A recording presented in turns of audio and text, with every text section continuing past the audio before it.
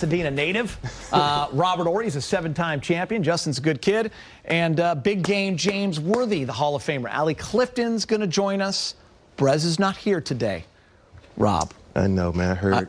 That's why I was a little late. I was crying on the floor. I had to pull over. You were taking it real hard, huh? Yeah. I have that same jacket, very similar. Glad I didn't wear it today. Why not? We could have been twins. That's true. You look great, though. Thank you. I think I wore it at the dinner you and I went to, the Laker dinner. Yes, you did. Yeah. All right. All right. Big game. You look great, too. Lakers road trip stops in the Motor City today. And, fellas, I took some time to get here, but they need a win because the first 2 stops have been losses. Started with a hard-fought loss against the Bucks, 109-102. That was Friday night. Celtics game was a struggle, especially in that second half, 130-108. 130, the most points allowed this season by a Laker team. It's been tough so far. Lakers are under 500. And big game James, as AD said, the post-game show, 3 more games on the road this trip, have to have them all. That's a Starts good. today. That's a good start. Yeah. That's a good mindset. That's a good seed to set in your mind. You know, you'd like to get some victories against, Milwaukee, the Celtics, some teams that are maybe going to be in the playoffs. But no, at this moment, the Lakers haven't had any practice time. They need a win. Now, Detroit, I think, is, 2-6 at home. They don't have a good home record. I think they're last in the league in rebounding. So this is an opportunity they have to look at to get a win, just so when they get on the plane to the next city, they'll have a little feel good. So playing good in spurts, but they got to put 4 quarters together to get it done. That's interesting you said that, Rob. I mean, you've been on long road trips before. You start 0-2 on the trip. Not as fun as maybe we thought, right? It's just a weird vibe. Maybe you got to turn it around. Yeah, they started out with 2 tough teams, 2 playoff teams. 2 teams could potentially win championships. And I think when you watch this team, they need to find some consistency. We look at, like you said, all the quarters that they played, been up and down like the stock market. We need to have one time where they play 4 good quarters. I mean, even in blowout games, they don't have 4 good quarters. They need to find a way to put 4 good quarters together, come out and take each quarter seriously, because sometimes I see them when they're beating teams, they start feeling good. They start getting a little relaxed. Next thing you know, they lose their momentum and teams come back on. They need to have that killer instinct. If you want to be a championship team, you got to have the killer instinct and destroy everybody from jump. Yeah, I agree with you, Rob, because they showed in spurts, but they've really yet to put that full game together with their entire team. It's been tough, and I know there have been injuries, but one positive I guess you can take away from the loss in Boston, if you can, is the fact that LeBron James played after missing 8 straight, and he looked fresh and he looked good, James. He played 32 minutes, 23 points. Yeah, I mean, we expect that. When LeBron's on the floor, we don't expect mediocrity or him. He might have a poor shooting night every now and then, or, some turnovers. But look, this is what we expect for LeBron. Now, what I didn't like was Tucker only had 2 points. So they got to find a way to blend that together so that when LeBron's on the floor, that everybody else is still getting some action. I think that's the biggest task.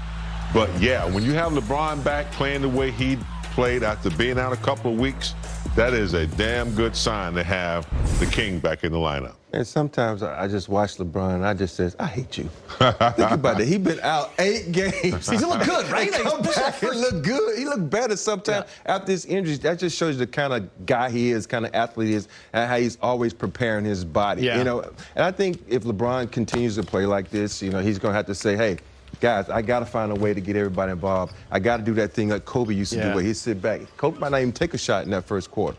He tried to get everybody involved, get them rhythm, and make them more dangerous. Then he becomes more dangerous. So I think LeBron is going to have to figure it out, because like James says, THT, was averaging 20 points into that game. He only had 2 points. I know there's going to be less shots because LeBron's around, but I think LeBron has to say, hey, guys, no, just don't come to me. Not let me just do one-on-one. Not let me just hold the ball. Let's move the ball, because he's been shooting the ball really good from 3. He could be a spot-up shooter. Make LeBron be a spot-up shooter and knock down some Jays.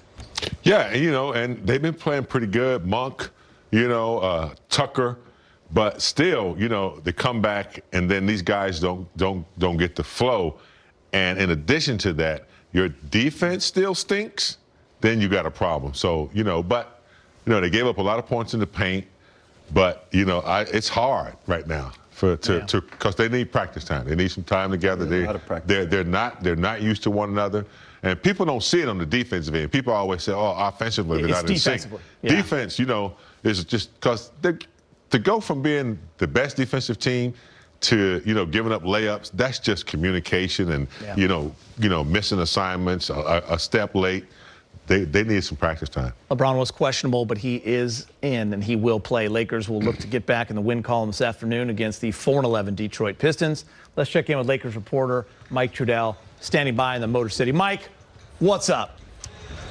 Hey guys, welcome to Detroit. So first of all, you mentioned THT, and obviously guys, it is going to be tough to get a lot of usage or a lot of shots when you've got Russell Westbrook, LeBron James, and Anthony Davis in the same starting lineup, especially when they're small. So we'll see if Frank switches anything of that up. He did say that after the game, there are some benefits of having THT come off the bench because then you can stagger things a little bit more and let him attack with the second unit. Again, we'll see. He didn't name the starters just yet. One thing he did get into, though, was just how well the Lakers started playing in Boston. I don't know if Big Game looked down at his cigar at a certain point. That's how they came flying out of the gates. They looked great. And then that just sort of slowly faded away as the game went on. So here's Frank and what he saw when he looked at the tape and how that can apply to tonight's game. I just think we were more assertive attacking their switches, which led to less isolation situations, and they ramped up their intensity, with the switches, and took us out of a lot of our two-man action, forced us into isolation, and you're going to see that some against switching teams, just not in as much high volume as we saw in those final three quarters. Just wondered what you see as the biggest thing today that's most important against Detroit. Well, we got to become a team offensively. We have to really trust the pass and play for each other. The man with the basketball has got to be thinking create for others and play for each other. And the four guys off the basketball, they got to be the guys that are most aggressive. Screening, rolling, screening, popping, cutting, rim running, corner running, spacing appropriately. All those types of things. They position the man with the basketball, to be a creator. If everybody's standing, there's not enough movement, then the man with the basketball, feels like he got to go get a shot himself. So part of our journey this year is learning each other, but learning to become a team, and that's number one thing I'm looking for offensively for us tonight. Frank, when you say you have to become a team offensively, you have three of the probably premier offensive players of this decade, three unselfish players. Is it somewhat natural that it takes time, especially because LeBron has been out, that for them, like you said, learn each other, or would you have expected this to maybe happen a little more naturally? You never know. You hope it happens right away. I think had LeBron not gotten hurt, we had those two early losses and looked like we had some momentum right after that. I think we probably gained some traction then, right there at that point. And he goes out with Russ and AD alone. We struggled a bit. Reintegrating Bron, creates his own sets of challenges, good problems. But you never know how long these things are going to take to build the cohesiveness. But hopefully it happens as soon as possible.